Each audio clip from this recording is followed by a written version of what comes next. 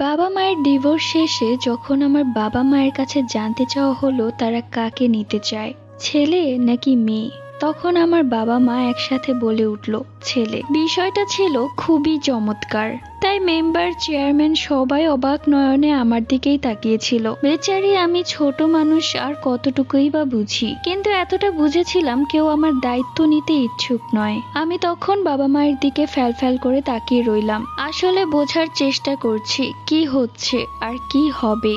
অবশেষে সবাই ঠিক করলেন যেহেতু ছোট ভাই সে মায়ের কাছে থাকবে আর আমি বাবার কাছে থাকবো। অবশেষে মা চলে গেলেন আর যাবার সময় তৃপ্তির হাসি দিলেন মুখে, আর বাবা মুখ কালো করে চলে গেলেন। সেই দিন থেকে শুরু হলো আমার নতুন জীবন। বাবা নিজের দায়িত্ব তার বাবা মা এবং ভাই বোনের ওপর চাপিয়ে দিয়ে চলে গেলেন ঢাকা।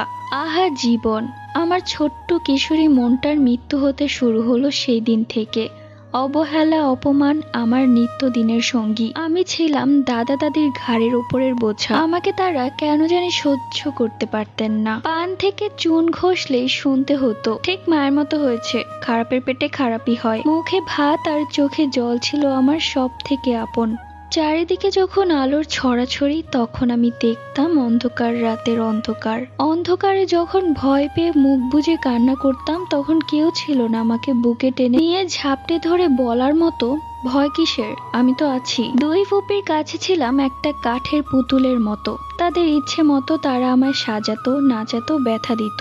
সময়ের সাথে সাথে আমি যেন থমকে যেতে থাকি। দিনের পর দিন সব বদলে গেলেও বদলায় না আমার ভাগ্য। আমি আমার দাদা দাদি ছিলাম ছেলের ঘরের নাতি, কিন্তু তারা আমার কদর করত কোনো কাজের মানুষের মতো। তাদের শত কদর ছিল আমার ফুপির ছেলেকে নিয়ে। কত যে মিথ্যা অভিযোগে মার খেয়েছি তার হিসেব নেই। একদিন আমার ছোট অন্যায়ের জন্য আমার দিকে ছুঁড়ে দেওয়া হয়েছিল মোড়ো ঝাঁটা, যেটা আমার নরম পায়ে কাটার মতো গেঁথে গিয়েছিল। তীর তীর করে ছুটেছিল রক্ত। আহ কি ব্যথা! হৃদয় থেকে হয়তো এখনই দমটা বের হয়ে যাবে। শীতের বিকাল, চিনি কিনতে বাজার গিয়েছিলাম। পথেই মায়ের সাথে দেখা। পাগল কুকুরের মতো ছুটে গিয়েছিলাম মায়ের কাছে।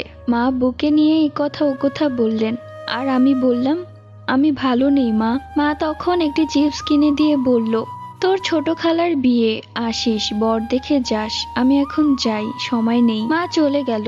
আমি চেয়ে চেয়ে দেখতে রইলাম মায়ের চলে যাওয়া। কি করার, বাড়ি তো ফিরতেই হবে। চিপসটা চাবাতে চাবাতে আমি চিনি কিনে বাড়ি ফিরলাম। আর চিপস কে কিনে দিল দাদি জানতে চাইলে সহজ সরল মনে বলে দিলাম মা।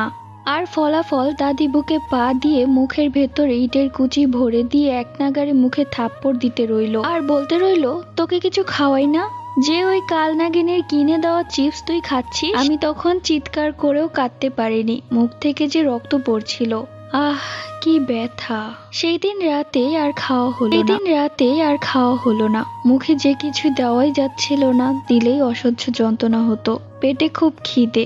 মনে মনে ভাবলাম যদি জানতাম 10 টাকার চিপসের জন্য সারা রাত না খেয়ে থাকতে হবে তাহলে খেতাম না ওই চিপস। কি এমন হতো না খেলে?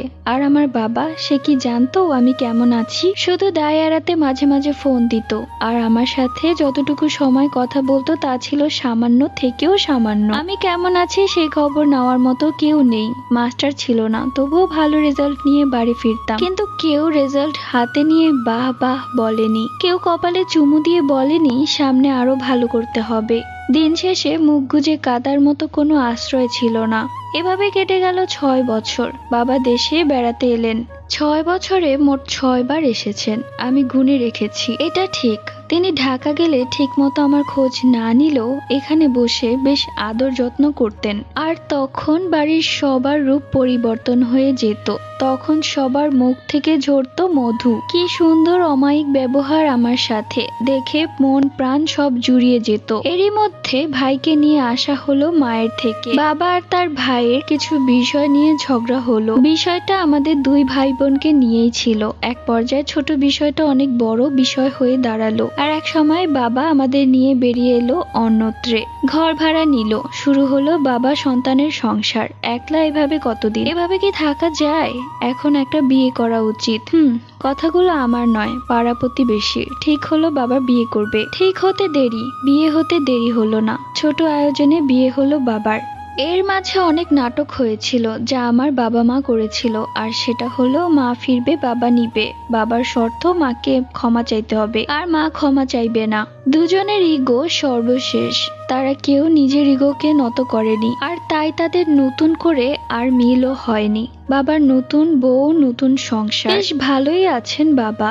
আমরা দুই ভাই বোন, হ্যাঁ আমরাও ভালো আছি। তেঁতুল গাছের ছোলটা বেল গাছে লাগানোর চেষ্টা করছি। অবশেষে ছিটকে পড়ে গেলাম বাগানের বাহিরে, কারণ আমার সৎ মায়ের যে মেয়ে হয়েছে, দূর হয়ে গেলাম আমি, আর কদর বেড়ে গেল ভাইয়ের, বন্ধ হয়ে গেল বাবার থেকে পাওয়া শেষ ভালোবাসাটুকু। আস্তে আস্তে আমি সবার থেকে আড়ালে চলে গেলাম। আমি নামের যে একটা মানুষ ছিলাম তা সবাই ভুলেই গিয়েছিল।